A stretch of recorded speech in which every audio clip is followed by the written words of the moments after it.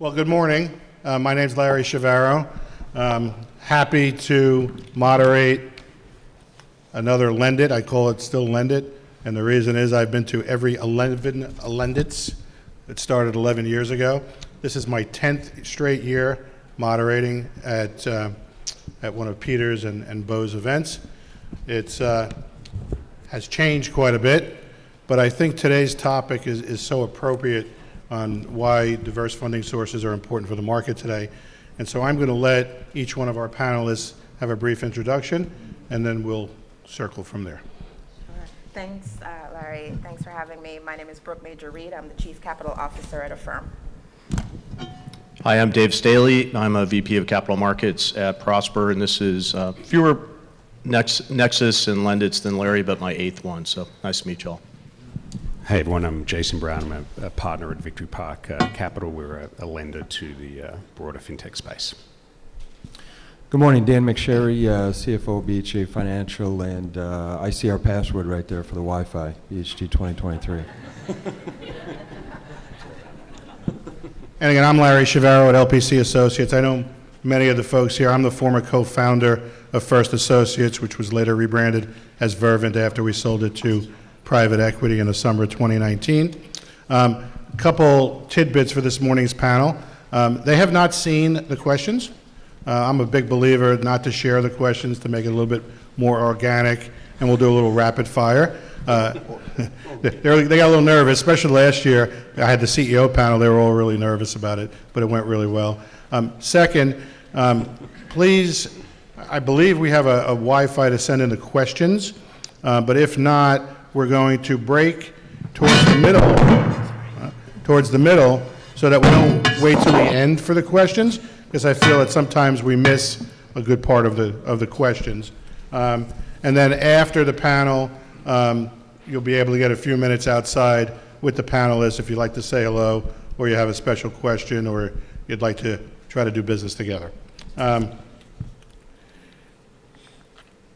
Okay, so the first question I'm going to go through, and I'm going to ask all the panelists, basically is the topic of the panel, right? So why is diverse funding sources important today? So we'll start with Brooke and work our way through.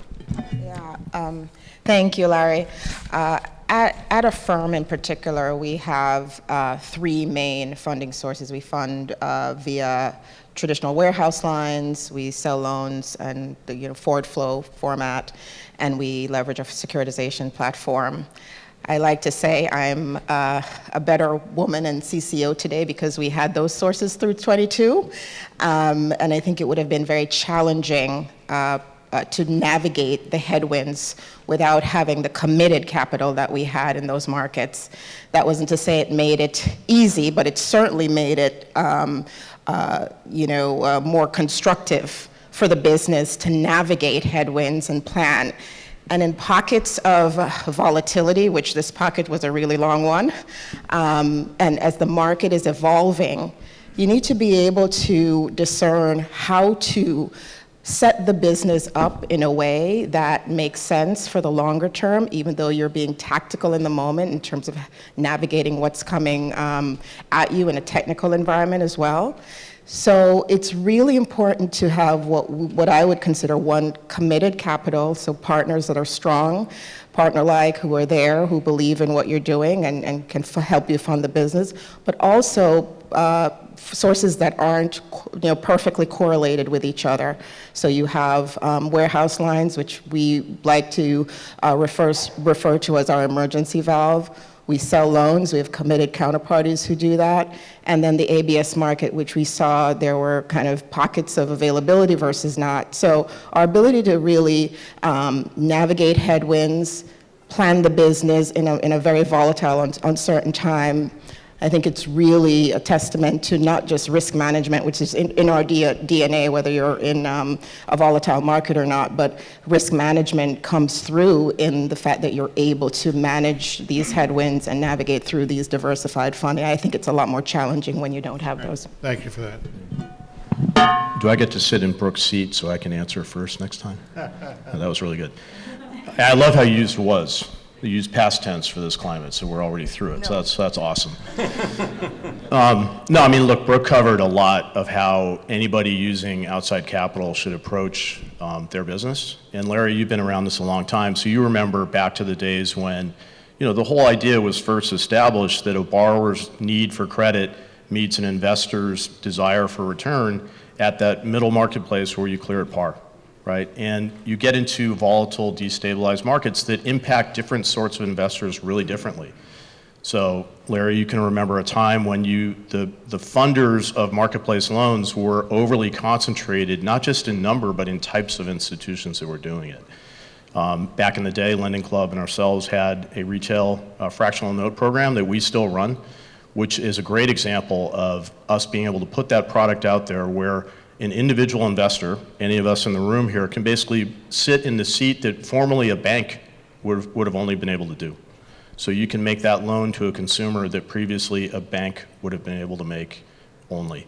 So that's a great example of accessing an investor base who is going to be impacted really differently than a private equity fund, an investment bank that wants to securitize, a commercial bank, a credit union that hits regulatory challenges. We have to really cover the entire spectrum, and you run at your own peril if you don't use that as a core focus point for your business. So David, the early days of this conference, probably third year in, I remember they made a whole big announcement that peer-to-peer was now being changed to marketplace lending. Mm-hmm. But contrary to popular belief, peer-to-peer is not dead for Prosper, correct? No, it's not. It's not dead at all. I mean, we are primarily a B2C business, right? So 75% of what we fund is through those institutional relationships that Larry's referring to. And yet, if you think about the mission of our company, which is to enhance financial well-being, that goes both ways, right? I mean, we're providing a return that is less correlated than many other income-yielding assets to a demographic that's aging, needs passive income. So we feel like that's a great example of the peer-to-peer living on, even though primarily we're a B2C company, like many of us. And Jason, so as you guys are providing capital to lenders and to funds out there, diversification is important from your belief, correct? Yeah, look, definitely. I mean, I think it's, just stepping back for a second, if we go back a number of years at this conference, it was so easy for everyone to raise equity, and growth, top-line growth, drove everything, which is just a horrible way to, run a business, really, at the end of the day. So, this contraction that we've gone through has, I think, resulted in a lot of businesses really looking inwardly and saying, is this the right product for the market? Is this the right product for our investors that are buying into the loans or financing the loans? And it's really, changed our environment, obviously, pretty dramatically, everyone's environment here too, given that equity is just not as available anymore. So it's really made people focus and hone on things they probably should have looked at a number of years ago that were never that important, because top line growth really was kind of the driver of everything that everyone does. And now, unit economics are much more important than they used to be. What's the cost of acquisition is always important, but now it's 20 times more important. I mean, every single line item that should have been something that was, concentrated on the past is looked at now, and that diversification that any business has in their funding sources is going to make us feel more comfortable to participate and be involved with them, because we know that there's stability in that, whereas in the past there maybe wasn't quite that amount of. And Dan, I learned a lot about your business yesterday. It's quite unique. Maybe you want to share some of the different diversification of funding that you folks are doing. Sure. BHG Financial has been around for 22 years, and we're under the radar for a number of years. I think people have got to know us over the last 3 or 4 years as we, come to the capital markets. But, and as the CFO, I do a lot with the capital markets. But fortunately for me, our CEO built a bank network of over 1,500 banks. And he started out in 2001 with 5 to 10 banks. And now we have over 1,500 banks, community banks, that buy loans from us. We have a proprietary auction platform, and we put loans on there every day. And I think over the last 2 years, probably 1,000 unique banks are buying loans from us. But we still consider that to be, one channel. I mean, you have a lot of banks, and certainly that's diverse, but similar to what Brooke said, we really have 3, ways that we fund our business. And obviously, it's an obvious statement, we're not a bank. Nobody up here is a bank, so we don't have deposits, so funding is everything. But we went to the capital markets in 2019. We certainly utilized securitization, the ABS markets, and as we saw the volatility in the market, and obviously that the ABS markets can close on you, we started to develop relationships with large asset managers and forward flow agreements. So, I would say this: lenders do not want to be the only lender, and if they think they're the only ones funding your business, they get really nervous. And so for us, I think it's been really beneficial to say, well, we've got 1,000 banks that are buying our loans, and that really opens up the conversation for us to go to asset managers and show that our loans perform. So in this uncertainty, this period of uncertainty right now, has the performance of these loans met the expectation of the investors? Performance has, we have 22 years of data. I think, that helps us a lot to initiate conversations. As you look at the last 10 to 12 months, nobody will think that you have a foolproof model. You can't say, oh, well, this environment's not going to affect us. So, as delinquencies maybe rise or portfolios deteriorate because of the broader industry or the volatility in the economy, what lenders want to know is they want to know, what are you doing? You have to have a plan. They look to the underwriting team and they expect for you to be making small tweaks. And many of you may have heard our CEO and our COO both spoke yesterday, and we cut about 25% of our originations from a high probably in October down to the end of last year and the beginning of this year.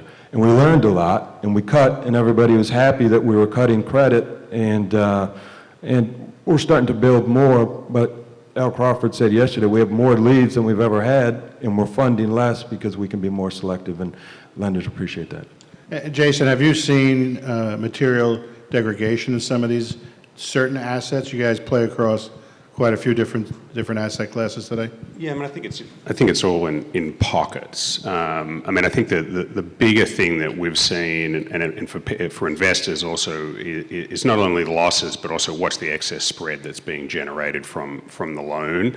And I think the biggest thing we've seen is a lot of our companies, to my earlier points, have re-looked at both their forward book and their back book and said, hey, should we be repricing? Is this actually priced correctly for today's environment, for the risk, and should we be making changes? And the vast majority of the time the answer is yes, we should be making changes and pushing excess spread. So we've seen some volatility, a little bit of volatility in losses, but most of our platforms have been tightening credit and being careful in who they're lending money to. So I don't think we've seen a lot of degradation, and then coupled with that we've seen increased spreads to the market, which is which we've obviously liked. So the product in some instances is actually generating more income today with these changes than it was generating 12, 24 months ago. Are you participating in any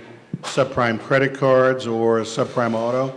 Yeah, we're doing a very, very large subprime credit card deal actually right now that we're in the middle of diligence, and actually that was one of the companies that we've been talking to for years, and that they finally have decided to reprice their book given the market. And they're also able to reprice their back book, which is a little difficult for a credit card company because of regulatory concerns, but they can add fees and do other things, going forward. And so, that book actually has performed incredibly well recently. Subprime credit card, we actually think is a great investment in, call it a cycle, whatever we want to call it right now. So we actually have a few other ones we're looking at, but they're all being repriced up, and now in the high 30s as opposed to high 20s APR kind of thing range. Well, Brooke, has the performance aligned with the investors' expectations over the last 12 months, or has there been a change? Yeah, so with respect to performance of our book, we've been able, our duration, we have the benefit of it being really, really short, 5 months. Oh, sorry. We have the benefit of it, our book being really short, about 5 months.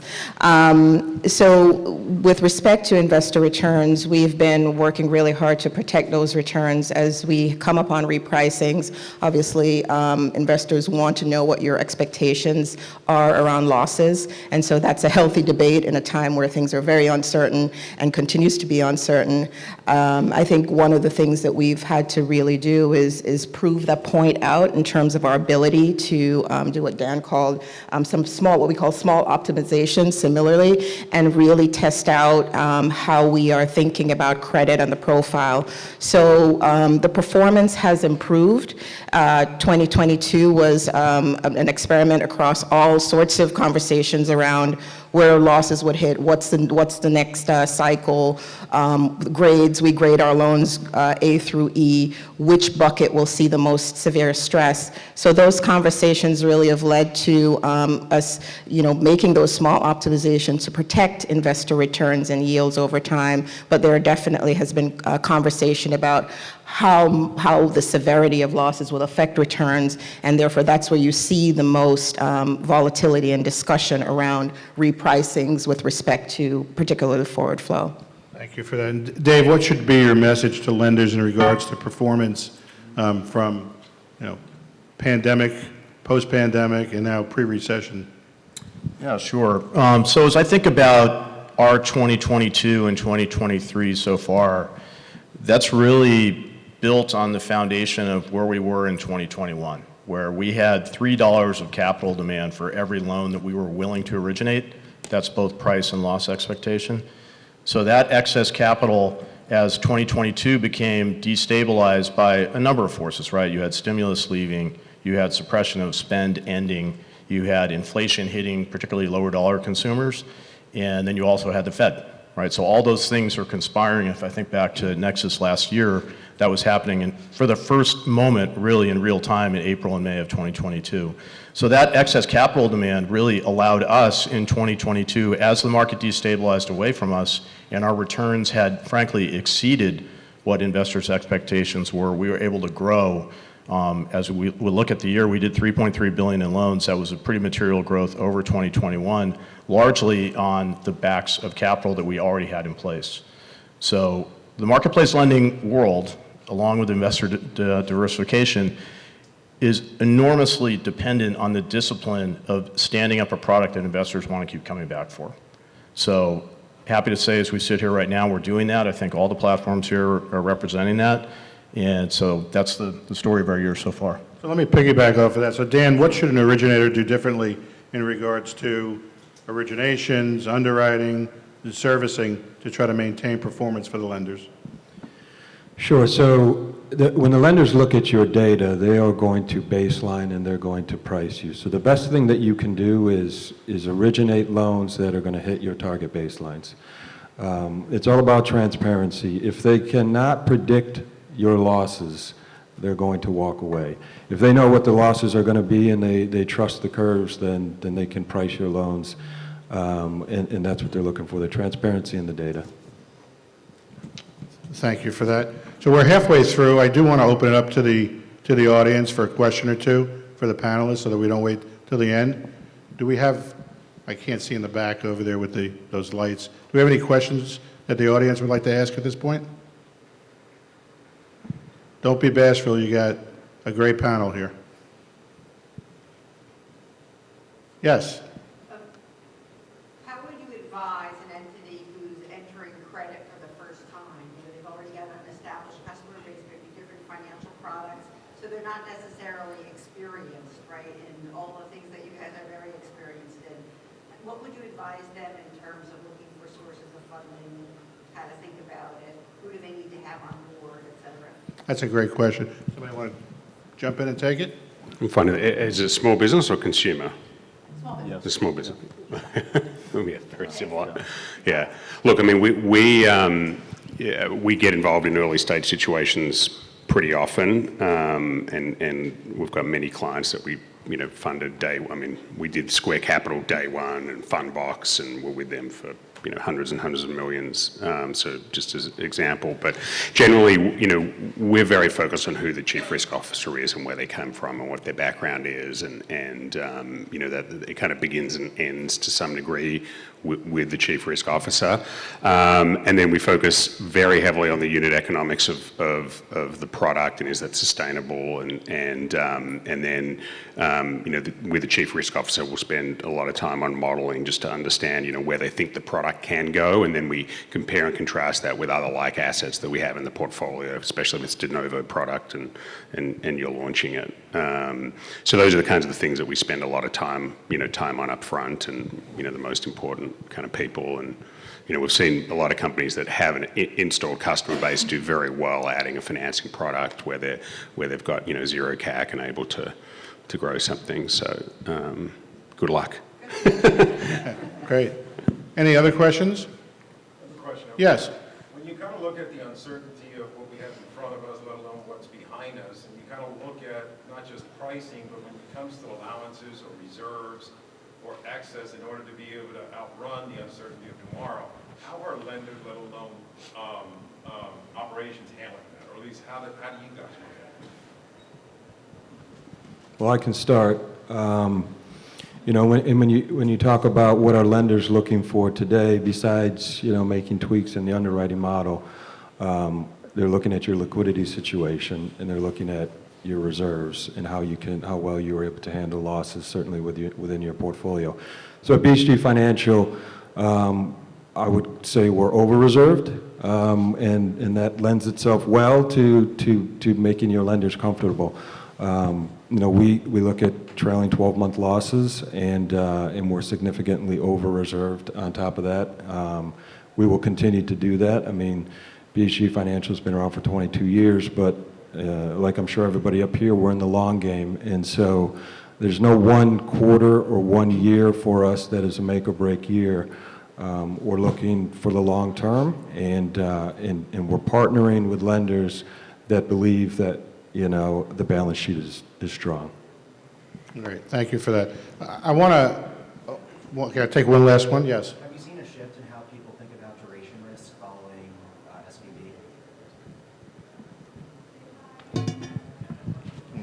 Yeah, I'll take that. I think one of the things that's important for folks is to have visibility in terms of not just duration, but as we talked about, losses and performance over time. It's not that so much you've seen a shift in duration per se, but you're seeing a focus on underwriting standards and the quality of the loans that people are making in terms of on the personal loan side. So at a firm, one of the things we focus on with respect to our lenders is not just duration, that it's short, it turns over very quickly, but even on the longer installment loan side, we are making very clear where we're having the cutoffs, what's the quality from grades A through C, D, and E, and when you think about the tail, what's the duration of that tail, and people are very focused on the tail risk there. So I wouldn't say it's a broad focus to say, okay, the entire, the duration mix in terms of the loans we're making. We've actually seen, a lot of constructive conversation around kind of managing duration within a bound, but there's no one pulling back. From a liquidity perspective, I think keeping liquidity shorter for the most part is helpful. I think people are looking at the stress cases in terms of overall exposure of that portfolio in short duration, and what you may have on a weighted average basis in terms of where your cash sits. So I think it's not a broad, like we're pulling back completely in terms of duration. I think it's the quality of that duration over time. I think you've seen that kind of increase in terms of where people want to focus and take risk. Let's have a little fun with a show of hands from the panelists here, okay? We're talking about diversification of capital. We talked a little bit about this. Raise your hand. Do you guys participate with warehouse lenders? Okay. ABS securitizations? Forward flow arrangements? Bank programs? Whole loan sales? Should only have one hand for this one. Peer-to-peer, Dave? Appreciate the setup. I'll throw another one out. Pass-through programs. I know Dave does that. So, which was pretty unique a few years ago. Pass-through programs came back, and I think they're kind of under the radar and pretty potent today. I know that you and a few others still do that. Did I miss anything here? Any other I forms? think you got sir? most of them. So what's going on with the ABS market today? Right? I mean, the ABS market's been soft. It's starting to come back a little bit. Do you guys have enough warehouse capacity to hold out until the market comes back? Sure, so I'll start. So our book is 75% direct whole loan relationships, 10% the fractional note program that I mentioned, and our warehouse is about 15. It's very, very important to us, and we have self-imposed criteria that we try to manage to of how much we use that warehouse facility. And the benefit, you asked the duration question, which I thought was interesting because this whole panel is representing pretty short duration assets. If you think about the SUV chapter, that was really started by a borrow short and lend long mistake. So these assets, frankly, are, I think, getting renewed greater focus based on the shape of term structure right now. So we're benefiting from the deeper inversion that's happened from the SVB event. So the facilities, I think, are a really, really important diversification tool in that it allows you to demonstrate to your investors that you're aligned with their interest. It also allows you, if you manage it appropriately, to weather through environments like this, right? So the ABS market is great when it's open and terrible when it closes, and we all know it can do that very suddenly. So to have that as a key dependency in your plan, I think is a real vulnerability. So I think it's important for everyone to look at ABS as a great tool when it's available, but try to avoid it as your primary go-to option as you stand up facilities to run them to max utilization and then have to exit potentially into an unfriendly market. You know, the asset-backed market tends to be very quick to respond to risk-off environments like this, which I've always thought was a little bit ironic because these structures are incredibly well insulated, particularly at the top of the capital structure. And yet, you'll see, if you look at corporate spreads versus ABS spreads, I mean, it was an insane reaction early on in this crisis, which is quickly sort of, you know, reverting itself back to more rational levels. Jason, we spoke about a lot of different types of funding facilities. What is the structural differences between a bank versus a fund facility? Maybe you can share that for us. Sure. I mean, I think there's a few key ones. I mean, I think the advance rate's the most obvious one. Where a bank, especially if you're looking at a forward flow leverage facility, as maybe a more relevant example. I mean, that a bank's probably at 70% and a fund is probably more around 90. But again, it really depends on that excess spread number and how consistent the losses are, and whether or not the lender feels as though that is a consistency going forward. So there's a lot of scrutiny around that. I think banks, in this environment are obviously pulling back, and we're actually seeing an inordinate amount of opportunity because of the bank pullback. But I think typically that bank facilities have a lot of covenants around the originator as well, especially for smaller companies. So there could be things that really aren't relevant to high growth fintech business, like a tangible net worth type covenant and things like that can restrict the business in very weird ways. And then there's obviously a lot of pool parameters that banks have that funds just aren't looking at. So we get a lot of those kinds of issues.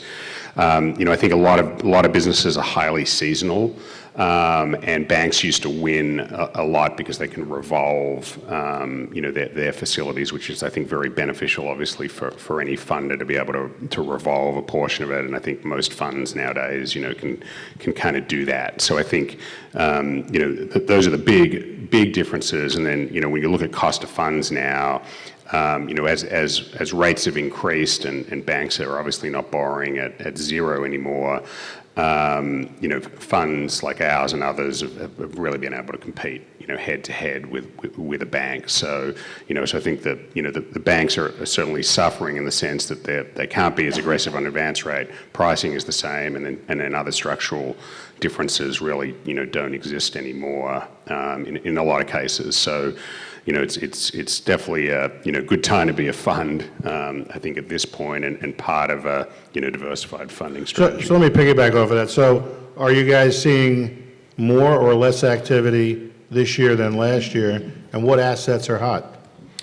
We're definitely seeing more activity. I think we've always had a bias to very short-term assets. So we have companies like Dave, that's a neobank that does a 7-day overdraft avoidance loan, and a company called Flex that does 10-day rent advances. And so a lot of these short-term deals like that are getting lots and lots of activity. Everyone is interested in them. We have lots of competition in that space, and we've always been active there. And so, that's I think where we're seeing the most is people, are definitely focused on shorter term, and the shorter the product, the better for a lot of the lenders out there. And that's probably where we're seeing a lot, and definitely more deal flow for us. I mean, we have, I think, 9 deals in execution right now, which is a lot for us. Thank you for that. We have a little less than 10 minutes left. I want to get to a couple things here. I want to go back to a few of the panelists.